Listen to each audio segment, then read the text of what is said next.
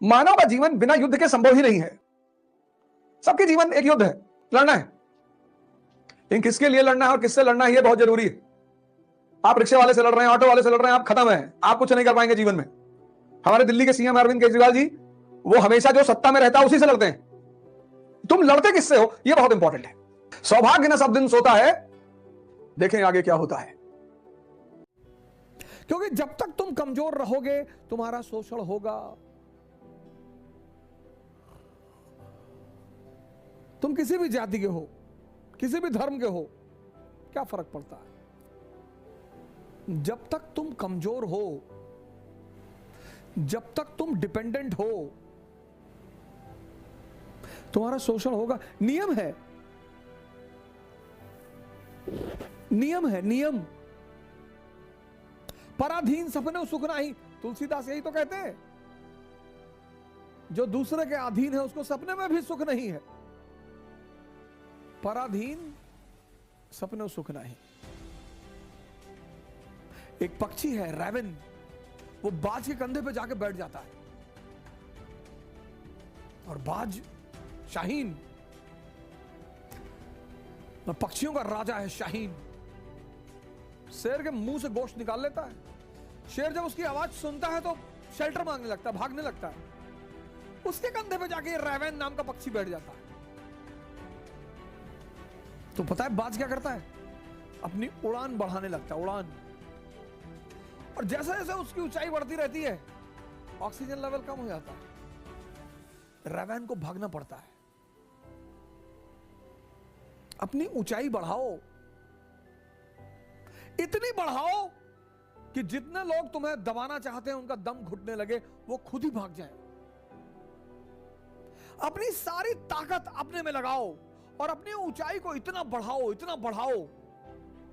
कि तुम्हारे जितने अगल बगल लोग भगवान के आशीर्वाद स्वरूप तुम्हारे पीछे पड़े हैं उनका दम घुटने लगे।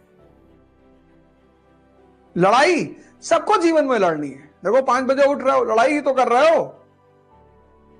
मानव का जीवन बिना युद्ध के संभव ही नहीं है। War is the part of human life, या मैं कहूं वॉर इज ह्यूमन लाइफ। सबके जीवन एक युद्ध है, लड़ना है। लेकिन किसके लिए लड़ना है और किससे लड़ना है, यह बहुत जरूरी है। आप रिक्शे वाले से लड़ रहे हैं, ऑटो वाले से लड़ रहे हैं, आप खत्म है, आप कुछ नहीं कर पाएंगे जीवन में। हमारे दिल्ली के सीएम अरविंद केजरीवाल जी, वो हमेशा जो सत्ता में रहता है उसी से लड़ते हैं। कभी कांग्रेस से लड़ रहे थे, आज बीजेपी से लड़ रहे हैं। तुम लड़ते किससे हो, यह बहुत इंपॉर्टेंट है। और लड़ाई के बिना कोई जीवन ही नहीं। और जिसको संघर्ष से, युद्ध से बचना है, तभी तो रश्मिरथ कहती है कि वर्षों से वन में घूम घूम बाधा विघ्नों को चूम चूम, सधूप घाम पानी पत्थर, पांडव आए कुछ और निखर। वो जो तुम स्ट्रगल से भागते हो ना, उससे भागना नहीं है। सौभाग्य न सब दिन सोता है, देखें आगे क्या होता है। बहादुर शाह वन औरंगजेब का उत्तराधिकारी बना। अब किसी भी राजा को पढ़ना है तो एक फार्मूला याद रखना है, P = P। किसी भी राजा को पढ़ना है तो इस फार्मूले को याद रखना है। और जिस राजा ने इस फार्मूले का उल्लंघन किया वो मारा गया। राजा ही नहीं, व्यक्ति भी। Policy depends upon priority. तुम्हारी जो नीति है, policy depends upon priority.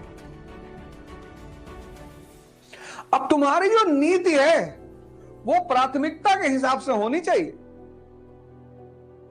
Ashok, विभिन्नतावादी Bharat पर उसका शासन है, कटक से अटक, गुजरात से नॉर्थ ईस्ट, तो उसकी नीति क्या है? धम्म। इसलिए तो महान है वो। जो व्यक्ति अपनी प्राथमिकता को ध्यान में रखकर नीति बनाएगा।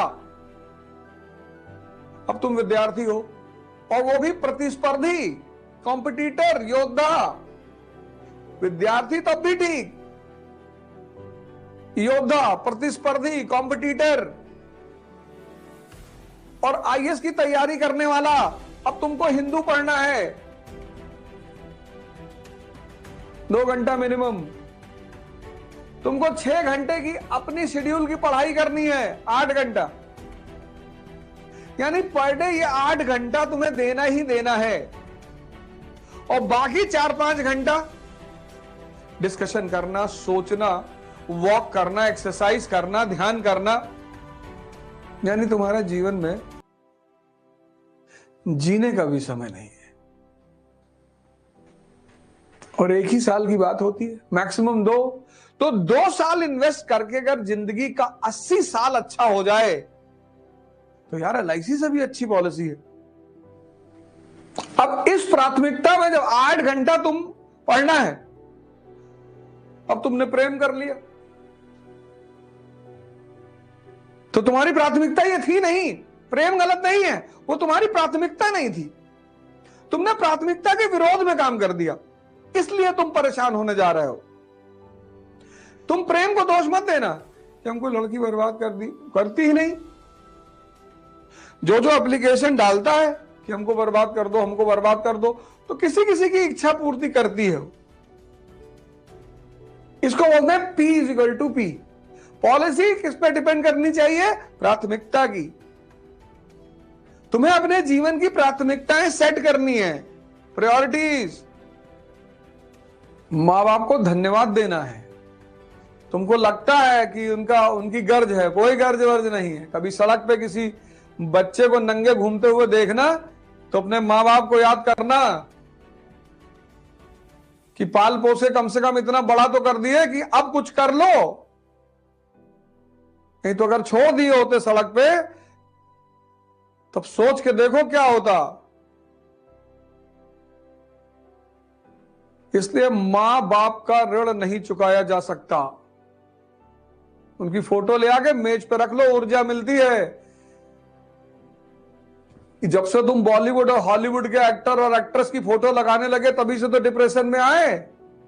भाई भगत सिंह की फोटो देखोगे ताव में आ जाओगे, अंबेडकर की फोटो देखोगे लगेगा पढ़ना है, विवेकानंद की फोटो देखोगे लगेगा ध्यान करना है। इन लोग की फोटो लगाओ, साथ में अपने मां बाप की भी लगा लो। अब तुम बॉलीवुड के हीरो की फोटो लगाए हो, कोई मुंह टेढ़ा किया हुआ खड़ा है, कोई आंख दबाए, ठीक है, अच्छे कलाकार है, उनकी कला की सम्मान किया जाना चाहिए, लेकिन ऊर्जा किससे मिलेगी? जिन्होंने दुनिया में कुछ अचीव किया है। महाराज अग्रवाल का लगा लो, पंडित श्री श्री रविशंकर का लगा लो, सदगुरु का लगा लो, आशुतोष महाराज जी का लगा लो। इसीलिए हिंदू मूर्ति पूजा करते थे, क्योंकि मूर्ति से ऊर्जा लेते थे। उसे गौर से देखते थे तो उससे ऊर्जा लेते थे, उसी ऊर्जा में काम करते थे। ऊर्जा लेने छोड़ के मूर्ति के सामने भीख मांगने लगे। मूर्ति भी हंसने लगी कि हमसे काम मांग रहे हो भैया। मैं नहीं कह रहा हूं, स्वामी दयानंद सरस्वती कह रहे हैं अपनी किताब सत्यार्थ प्रकाश में। टेंशन मत, ऐसे कह रहा मूर्ति पूजा के बारे में, टेंशन मत लेना।